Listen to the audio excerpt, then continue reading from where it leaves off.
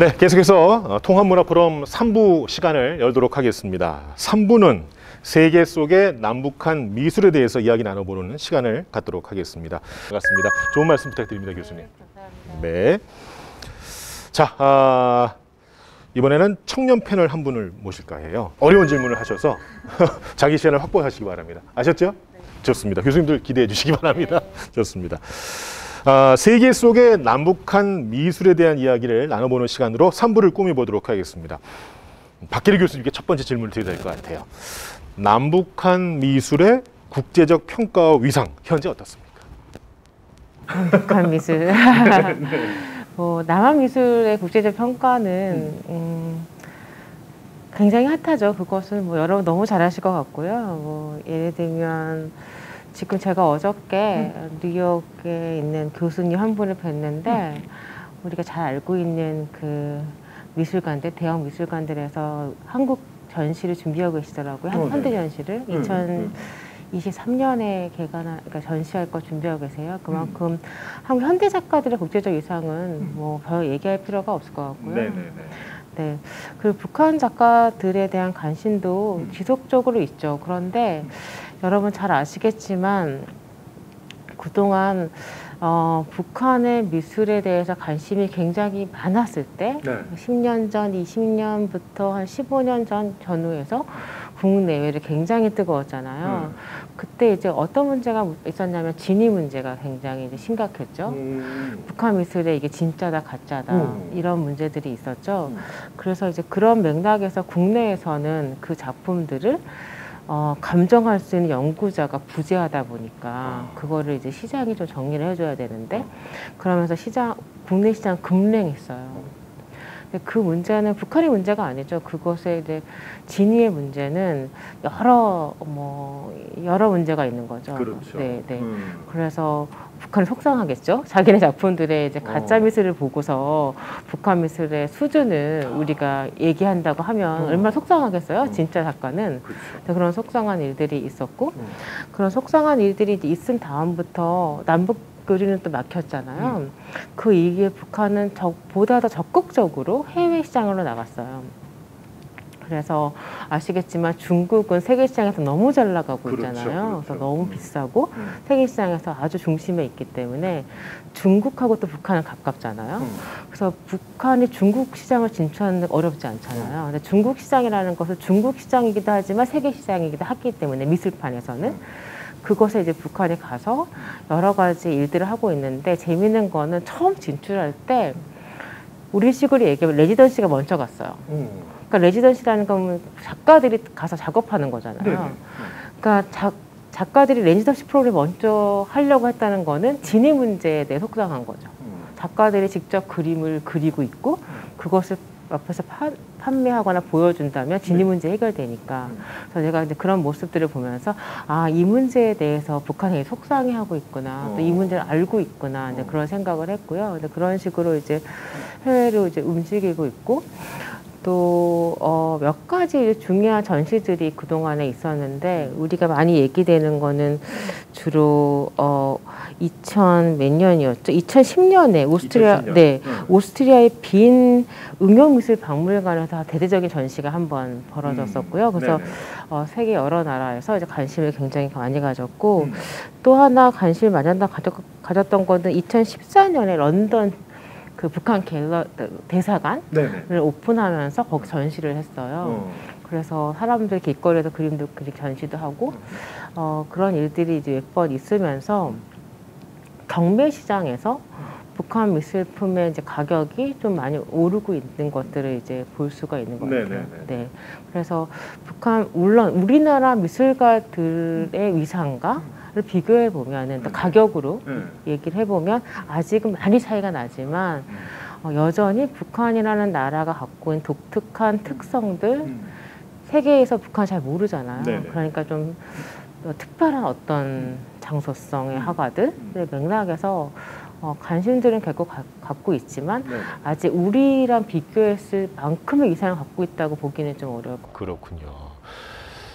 홍 교수님께 좀 질문을 드릴까 합니다. 홍 교수님. 지금 박 교수님께서 일단은 평가 위상에 대해서 말씀을 하시면서 좀 살짝 해외 전시 얘기를 말씀해 주셨거든요. 홍지석 교수님께서는 아무래도 남북한 미술가들의 그 해외 전시나 작품 활동 얘기를 조금 더 해주시면 더 도움이 될 것 같거든요. 어떠세요? 네네. 그러니까 북한 미술가들이 해외 전시나 네네. 교류, 이제 이를테면 유학 네. 또는 아니면 레지던시 파견 또 뭐 이런 그러니까 이를테면 그런 걸 아주 적극적으로 했던 시대는 50년대 후반에서 60년대 초반의 시대예요. 이때는 그러니까 우리가 이제 세계를 이제 냉전 체제였지 않습니까? 우리에게는 이제 세계가 이제 미국과 일본과 서방 자유국가들하고의 세계였지만 북한에게 있어서는 냉전 체제의 다른 쪽, 그러니까 소련과 동유럽과 뭐 중국과 이제 이런 체제로 만들어졌던 세계가 있었던 시대가 있었단 말이죠. 그러니까 그때 북한 미술가들도 그때 엄청난 그런 뭐랄까 보편화에 대한 열망, 그러니까 세계화에 대한 열망 이제 이런 거에 부풀어 있던 시대였고, 그리고 아까 전에 말씀드렸다시피 굉장히 북소련의 사회주의 리얼리즘이라고 하는 것들을 되게 열렬히 학습하면서 세계 미술과 이렇게 유사한 것 또는 아니면 유사하면서 세계 미술과 행보를 같이 하면서도 우리만의 것을 간직한 미술에 대한 욕망 이제 이런 것들로 들떠 있었던 것이 이제 1950년대, 60년대의 북한 미술가들이에요. 네. 근데 이제 그런 상황 속이 그리고 이제 근데 이제 북한 체제가 고립과 이제 이런 체제 속에서 이제 점점 이렇게 그 뭐랄까 외부로부터 향한 물론 전시나 교류를 60년대 후반 이후에도 안 한 건 아니지만 그러니까 그 50년대와 60년대와 비교할 수 없을 정도로 이제 하게 되고 전시를 해도 북한 미술가들을 밖으로 내보내기보다는 예를 들면 전시만 밖으로 내보낸다는 형태였던 그런 교류들 약간 좀 답답한 교류들을 좀 많이 했던 것 같고 그리고 근데 그 이후에 이제 사회주의 국가들이 이제 몰락하지 않았습니까? 네. 몰락한 이후에 근데 이제 이거는 예전에 이제 독일의 튜빙겐에 있는 국제 학술대에 가서 들은 이야기인데 예를 들면 유럽인들에게 북한 미술은 어떤 걸로 보이는가 이제 이런 얘기들을 작가가 질문을 했었는데 그때 나왔던 이야기는 이를테면 이런 거 한때 세계의 절반이었던 그러니까 유럽인들에게는 아무튼 세계의 절반이었던 그리고 그 절반 속에 보편성과 가치가 나누고 있던 북한 미술이 이제 지금은 전 세계에서 사회주의가 거의 없고 특히 사회주의 미술이라는 걸 구가하고 있는 나라도 사실 거의 없지 않습니까? 네. 거의 없는 상황 속에서 북한 미술이 유럽인들에게 또는 과거에 사회주의를 지향했던 또는 아니면 사회주의 실험과 몰락을 지켜봤던 그런 서구인들에게 주는 어떤 묘한 노스텔지하 이제 이런 것들이 있다는 것이죠. 그거는 이제 북한 미술가들이 한때 열망했던 어떤 보편화에 대한 열망 근데 되게 보면 되게 과거의 사회주의 리얼리즘 그림들하고 되게 유사한 중국이나 소련 그림하고 되게 유사하면서도 되게 북한스러운 뭐가 있거든요. 근데 그런 것들이 있고 그런 것들이 이제 이를테면 세계인들에게 어떤 관심을 끄는 부분이 있는 것 같아요. 네, 하지만 아까 박계려 선생님 얘기하셨듯이 이제 그런 것들이 그러니까 만약에 그런 것들이 주로 이제 노스텔직한 그런 거에 대한 호소에 그치고 있다고 하면 이제 그건 언제나 예를 들면 어떤 세계 미래지향적이거나 아니면 우리 삶을 돌아보게 하는 미술일 수는 없는 거기 때문에 그러니까 이를테면 북한 미술에 대한 어떤 평가 이제 이런 건 상당히 그러니까 제한된 면이 있는 것은 같습니다. 네. 북한 미술가들도 하지만 이제 되게 여러 가지 이유에서 돈도 벌어야 하고 그리고 이제 자기네들의 미술도 그러니까 이를테면 언제나 그들은 이제 밖으로 나가서 활동하고 싶어 하거든요. 이제 그런 열망 속에서 약간은 뭐랄까 자기 안에서의 어떤 내부 변혁 또는 아니면 세계화 이제 이런 것들은 북한 미술가들도 여전히 가지고 있는 걸로는 보입니다. 그게 잘 안 되고 있는 것일 수도 있겠다. 알겠습니다. 혹시 지금 해외 전시나 작품 활동 관련돼서 박기래 교수님 더 추가해 주실 말씀이 있으세요? 북한의 그 활동을 하는 핵심은 만세 항작사 해외 개발 그룹인데 아시겠지만 만세 항작사 해외 개발 그룹이 대북제재 리스트에 올라가 있잖아요. 그게 사실 제가 이제 알아보면 2017년에 올라간 건데 그 2016년에 나미비아에서 탄약 공장이 이제 북한의 탄약 공장이 문제가 돼요. 북한은 이북 유엔 제재 이전에 만들어진 공장이니까 제재가 상관없다고 했는데 그것이 제재로 이제 얘기가 되고 그리고 그 북한의 그 공업 관련된 단체가 만세 창작사를 위장했다. 그래서 만 창작사가 또 군사 건설과 관련된다. 뭐 이런 논의로 이제 대북제재 올라간단 말이죠. 네, 제가 되게 오래전에 중국의 유명한 콜렉터들하고 뮤지엄 관장들 만난 적이 있어요.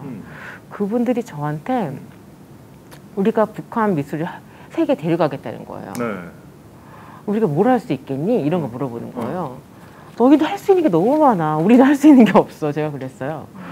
왜냐하면 북한이 우리말보다 중국말을 더 믿는다고 치면은 왜냐하면 중국 너무 잘 세계 시장에 너무 그림 잘 팔고 있으니까. 근데 그런 맥락에서 그들은 북한을 어떻게 세계 시장 데리고 나갈까를 뭐 9년 프로젝트를 하고 있더라고요. 지금부터 한 15년 전이었어요. 그러니까 저는 동북공정2가 막 생각나가지고 막 되게 기분이 나쁜데 내가 할 수 있는 거 별로 없겠구나. 그러니까 이런 게 사실 돈의 문제거든요. 그런데 지금은 대북제재로 이걸 막아놨기 때문에 사실은 지금의 북한이 해외 쪽에서 다양한 활동을 하거나 해외 여러 이제 딜러들이나 미술 시장이나 미술관에서 이걸 북한의 그리를 활발하게 할 수 없도록 지금 시장은 상황은 그렇다. 그런 대북제재라는 게 있었네요. 알겠습니다. 자, 우리 장한솔님.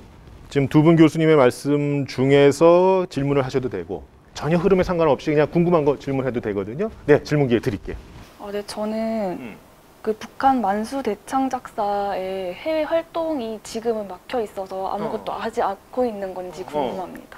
보통 연계되는 질문 같아요. 그래서 조금 전에 말씀드렸지만 실은 이제 아프리카에서 만상대사 활동이 되게 활발했죠. 아까 말씀드렸지만 제가 이제 제재에 걸린 건 사실 미술이라고 보기 되게 어려운 여러 가지 스토리에 상대사가 이제 엮여져서 걸렸지만 그런 과정에서 아프리카랑 북한은 아주 좋은 관계였죠.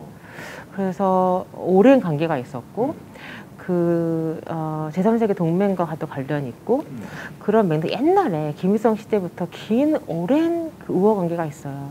그런데 옛날에 김일성 시대에는 실은 북한이 중요한 미술품들을 막 지어줬어요. 공짜로. 그러니까 문화와 외교가 결합되어 있는 거죠. 외교 관계 안에서 문화예술이 그것들을 서포트하거나 활성화하는 관계 안에서 많은 것들을 이제 베풀어줬다는 맥락이 있다면 김정일 시대에 들어와서는 그것을 공짜로 해준 게 아니라 돈을 받고 이제 해주게 된 거죠.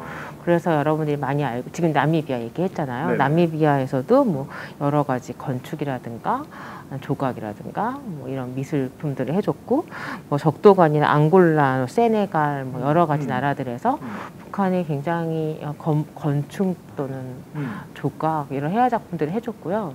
아시겠지만 북한은 인건비가 너무 싸다 보니까 그리고 손이 테크닉이 굉장히 좋거든요. 그래서 보면은 한 200명이 날아가요. 날아가서 현지에서 건물 쫙 지어주고 조각 쫙 해주고 들어오는 방식에. 왜냐하면 그런 인건비 자체가 싸니까. 그렇죠. 네, 그리고 손이 좋으니까 그런 방식으로 활동을 굉장히 많이 했었고요. 지금은 말씀드린 대북제재 관련해서 이제 스탑이 된 상황이라고 보시면 될 것 같습니다. 나미비아 같은 경우는 남아공의 식민지였어요. 그 전에는 독일의 식민지였고요. 남아프리카 공화국은 인종차별 정책을 했던 지역이에요. 네. 그리고 그 무장투쟁을 하는 과정에서 북한이 이제 같이 도와줘서 무장투쟁에서 승리할 때 같이 싸웠던 군인들이라서 그 사람들에 대한 북한에 대한 그 전후회가 굉장히 강해요. 또 새로운 시각이 또 이렇게 교수님 말씀을 통해서 느껴졌습니다. 세계 속의 남북한 미술에 대해서 알아보는 시간을 가졌고요. 다음 4부에서는 남북한의 회화에 대해서 구체적으로 얘기 나눠보는 시간을 갖도록 하겠습니다. 고맙습니다.